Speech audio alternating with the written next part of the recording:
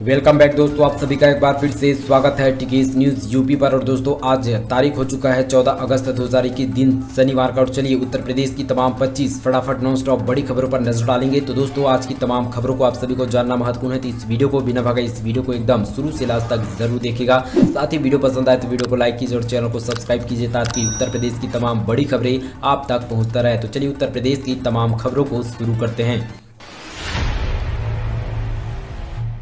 Covid काल में अनाथ हुई युवतियों की शादी करवाएगी यूपी सरकार, तैयार किया जा रहा है डाटा। उत्तर प्रदेश सरकार ने कोविड काल के दौरान अनाथ युवतियों की शादी करवाने का फैसला लिया है। प्रदेश सरकार मुख्यमंत्री बाल सेवा योजना के तहत कोविड-19 से अनाथ हुई युवतियों की शादी करवाने के लिए 1,01,000 रुपये जिला प्रमोशन के माध्यम से दिए जाएंगे। इसलिए जिले में युवतियों का डाटा एकत्र किया जा रहा है।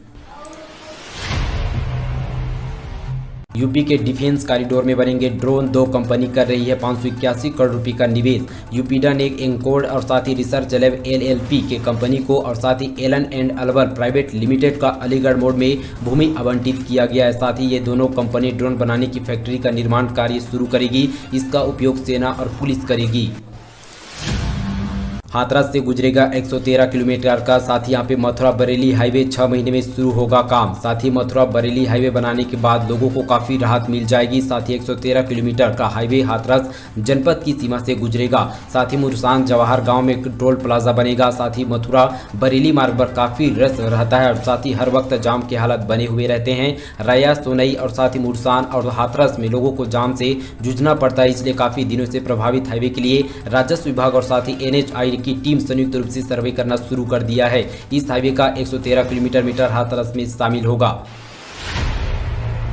वाराणसी, कानपुर के बाद यूपी के 4 शहरों में पुलिस कमिश्नरी प्रणाली लागू करने के लिए तैयारी रही योगी सरकार। साथ ही बता दें कि यूपी के 4 और शहरों में जल्द ही पुलिस कमिश्नर प्रणाली को लागू किया जा सकता है। योगी सरकार ने इसके लिए गृह मंत्रालय की समीक्षा करने के निर्देश दिए हैं। सूत्रों से मिली जानकारी के अनुसार 10 लाख से अधिक आबादी वाले शहरों में यह प्रणाली लागू करने के लिए कदम उठाया जा रहा है। इससे पहले लखनऊ, नोएडा, वाराणसी और कानपुर में इस प्रणाली को लागू किया जा चुका है। साथ ही सीएम योगी आदित्यनाथ अब जो है आगरा, मेरठ, गाजियाबाद और साथ ही प्रयागराज जिले में भी इस व्यवस्था को लागू कर सकती है। सहारनपुर चुनाव आयोग की वेबसाइट हैक कर बनाए फर्जी वोटर ID कार्ड। साथ ही जाने कैसा हुआ खुलासा। बताते चले कि भारत निर्वाचन आयोग की वेबसाइट को हैक कर लिया गया है, जिसके बाद फर्जी तरीके से वोटर ID कार्ड जारी किए जा रहे थे। जांच एजेंसियों ने पड़ताल की तो पता चला कि यहां पे सहारनपुर के नकुड़ क्षेत्र निवासी एक युवक ने इस वेबसाइट को हैक किया गया, जिसके बाद खलबली मच गया। साथ ही देर रात को सहारनपुर पुलिस ने इस आरोपियों को हिरासत में लेकर पूछताछ किया जा रहा है। साइबर थाने में अभियुक्त के खिलाफ FIR दर्ज किया गया। राजधानी में मिलेंगे सस्ते फ्लैट, दुकान स्वतंत्रता दिवस से शुरू होगा पंजीयन। जाने क्या है पूरी योजना। साथ ही बता दें दोस्तों, अभी तक शहर की सड़क सफाई और साथ ही सड़क निर्माण तक सीमित रहने वाले नगर निगम में अब लोगों को आवास का भी पूरी तरह से योजना पर तैयार किया जा रहा है। विभाग ने 4,180 रुपये वर्ग फीट के हिसाब से फ्लैट की जो है लागत प्रभावित किया जाएगा। साथ ही आवासीय योजना के तहत नगर निगम ने 20 से 70 लाख की कीमत तक के फ्लैट जहाँ पे शहीद पथ के पास यहाँ पे औरंगाबाद में बन रहा है। साथ ही 15 अगस्त से इन फ्लैटों का भी पंजीकरण शुरू की जाएगी। टोक्यो ओलंपिक विजेताओं का सम्मान करेगी योगी सरकार। सीएम योगी ने किया नीरज और साथी चोपड़ा को 2 साथी रजत और पदक विजेताओं का 1.5 करोड़ रुपए देने का ऐलान। साथ ही यूपी सरकार ने टोक्यो ओलंपिक खेल में हिस्सा लेने और पदक जीतने वाले खिलाड़ियों को सम्मानित करेगी। मुख्यमंत्री योगी आदित्यनाथ ने शुक्रवार को गोरखपुर में ऐलान किया कि ओलंपिक में स्वर्ण पदक जीतने वाले जैवलिन थ्रोअर नीरज चोपड़ा को 2 करोड़ रुपये, रजत पदक विजेता और साथ ही मीराबाई चानू और साथ ही पहलवान रवि दहिया को 1.5 करोड़ रुपये, कांस्य पदक विजेता मुक्केबाज और साथ ही लवलीना बैडमिंटन खिलाड़ी PV सिद्धू, पहलवान बजरंग पुनिया को 1-1 करोड़ रुपए देने का यहां पे ऐलान किया गया। इस काम के लिए 25 लाख रुपए दे रही है सरकार। 3 साल तक नहीं देना होगा ब्याज। जाने पूरा मामला। दरअसल बता दें कि प्रधानमंत्री रोजगार सृजन कार्यक्रम PMG के तहत ग्रामीण क्षेत्रों में उद्यम स्थापना के लिए ऋण के इच्छुक व्यक्तियों के लिए ऑनलाइन आवेदन मांगे गए हैं। साथ ही आवेदन के लिए www.kvionline.government.in पर जो है ऑनलाइन आवेदन कर सकते हैं। किसी भी प्रकार की जानकारी के लिए जिलों में तैनात जिला ग्रामोद्योग के अधिकारी से पूरी तरह से संपर्क कर सकते हैं। यह जानकारी खादी एवं ग्रामोद्योग विभाग के अपर मुख्य सचिव डॉक्टर नवनीत सहगल ने दी है। साथ ही यहाँ पे PMEGP के तहत अधिकतम 25 लाख रुपए तक का ऋण बैंकों द्वारा उद्यमी की स्थापना के लिए दिया जाता है। योजना में सामान्य वर्ग के पुरुष लाभार्थियों को परियोजना का लागत 25% तथा आरक्षित वर्ग एवं महिला उद्योगों को परिणाम पर लागत यहाँ पे 35% मार्जिन पर यहाँ पे अनुदान के रूप में दी जाएगी। इस योजना के तहत ऋण प्राप्त करने के बाद 3 वर्ष तक कोई ब्याज देने की जरूरत नहीं होगी। 5,900 एकड़ में उद्योगों का जाल बिछाने के लिए यूपी सीडा ने तैयार की बड़ी योजना। 5,000 लोगों को मिलेगा रोजगार। यूपी में नोएडा, ग्रेट नोएडा तथा यमुना एक्सप्रेसवे अथॉरिटी के अलावा राज्य के बाकी हिस्सों में उद्योगों का जाल बिछाने के लिए यूपी सीडा ने बड़ी योजना तैयार कर ली है। मेगा प्राइवेट के साथ यहाँ पे उद्यमियों को आसानी से जमीन दिलाने के लिए अगले 3 सालों में 5,900 एकड़ का लैंड और साथ ही बैंक तैयार किया जाएगा। इतना ही नहीं, जमीन साथ यहाँ पे आधा दर्जन मेगा प्रोजेक्ट तैयार की जाएगी। इसके चलते यहाँ पे जो है 5,000 लोगों को आसानी से रोजगार मिल पाएगा। यूपी का पहला स्मार्ट विलेज बनेगा गौतम बुद्ध नगर का मायचा। साथ ही इन 14 गांव की तस्वीर बदलने का इरादा। साथ ही पहले चरण में 14 गांव में सड़क, पानी और बिजली की नहीं बल्कि फ्री में वाईफाई, निजी स्कूलों जैसे अपग्रेडेड सरकारी स्कूल, साथ ही लाइब्रेरी और साथ ही पार्क जैसी सुविधाएं देखने को मिलेगा। रविवार को भी लॉकडाउन खत्म करने की मांग कर रहे हैं कारोबारी। साथ ही बताते चले कि ऐसे में कोरोना नियंत्रित स्थिति को देखते हुए योगी सरकार ने साप्ताहिक लॉकडाउन में आंशिक रूप से छूट देते हुए शनिवार को बाजार खोलने की अनुमति दे दी है, जिस पर आदेश और तमाम व्यापारियों ने स्वागत किया और साथ ही संडे को भी लॉकडाउन को खत्म करने की गुहार सरकार से लगाई है। यूपी बेसिक शिक्षा 6वीं से 8वीं तक के कक्षा के लिए 1 सितंबर से शुरू हो सकती है कक्षाएं। प्रवेश लागू।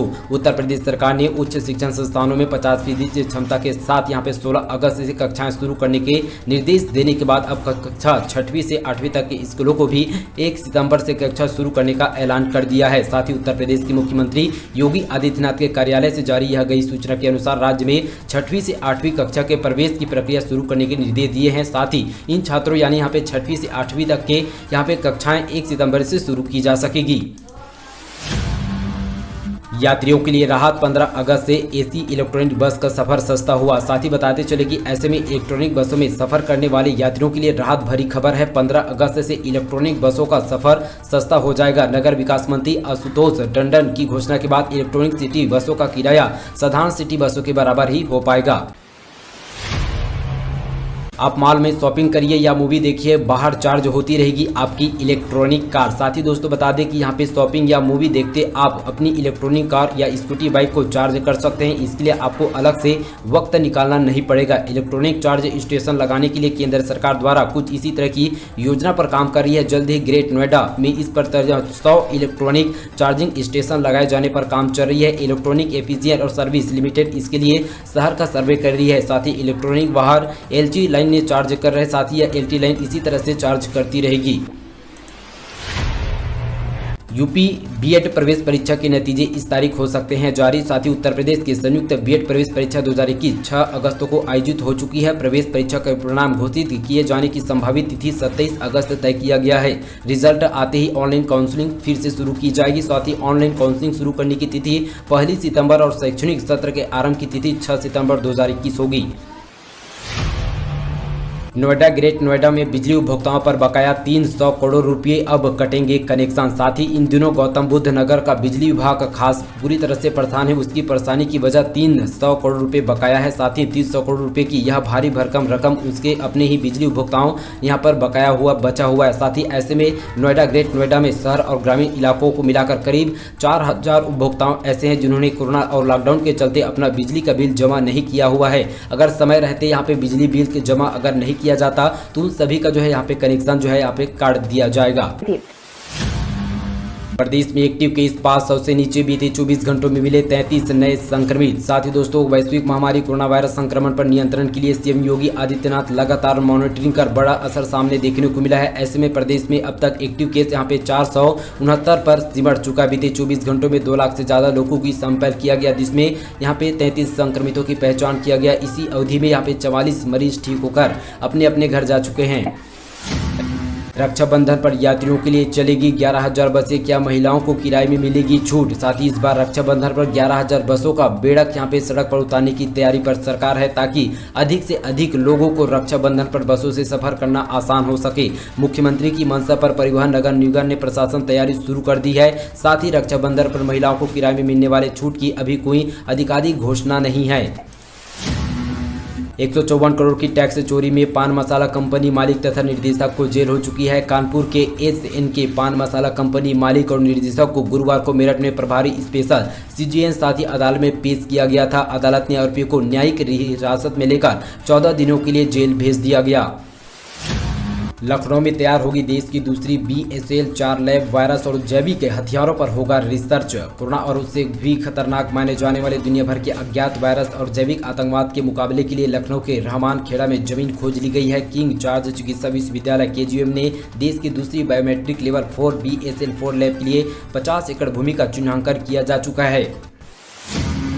लखनऊ के कई जिलों में प्रदूषित पेयजल की हो रही है सप्लाई, महामारी का संकट गहराया। साथ ही बता दें कि उत्तर प्रदेश की राजधानी लखनऊ में एक और जहां शहर में गंदे पानी की सप्लाई से फैला संक्रमण साथ ही रोज और साथ ही जानलेवा बन चुका है, तो वहीं यहां पे अब कई इलाकों में भी प्रदूषित पेयजल आपूर्ति से महामारी ने दस्तक दे दी है। अभी हाल ही में बालू अड्डा के क्षेत्र में गंदा पानी पीने से उल्टी दस्तक से मासूम यहाँ पे 2 लोगों की मौत हो चुकी है। दवाइयों की कालाबाजारी की तो होगी सख्त कार्रवाई। साथ ही राजेंद्र गुर्जर ने कहा कि कोरोना की तीसरी लहर आने की आशंका है, जिसके चलते हम सभी को तैयार रहना है। साथ ही कोरोना की दूसरी लहर में हम सबने अपनी जान की परवाह किए बिना पूरी तरह से मेहनत के साथ कार्य किया है।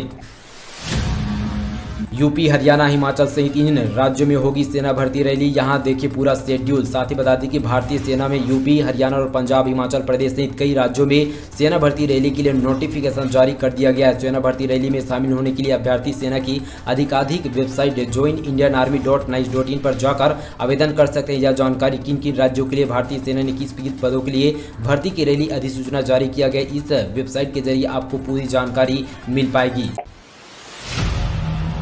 यूपी सरकार के 5 साल में मिल जाएगी 5 लाख नौजवानों को सरकारी नौकरी, सीएम योगी आदित्यनाथ का ऐलान। ऐसे में सीएम योगी आदित्यनाथ ने कहा है कि उनकी सरकार के 4.5 सालों में बेसिक, माध्यमिक, उच्च एवं तकनीकी शिक्षा विभाग ने शिक्षकों के लिए 1.5 लाख पद भरे हुए हैं। तो इस तरह से 5 साल होने तक पूरी तरह से यहाँ पे यूपी में पूरी तरह से यहाँ पे 5 लाख से ज़्यादा लोगों को नौकरी मिल पाएगी। तो दोस्तों ये थी उत्तर प्रदेश से जुड़ी तमाम 25 नॉन स्टॉप बड़ी खबरें। दोस्तों आप सभी को आज का न्यूज़ कैसा लगा हमें कमेंट बॉक्स पर जरूर बताएं, और साथ ही इस वीडियो को आप कौन से जिले से देख रहे हैं हमें कमेंट बॉक्स पर जरूर बताइएगा दोस्तों, ताकि आपके जिले का भी न्यूज़ हम दे सके। चलिए दोस्तों मिलेंगे कल की न्यूज़ के साथ, तब तक के लिए दोस्तों आज के लिए बस इतना ही। तब तक के लिए दोस्तों जय हिंद, वंदे मातरम।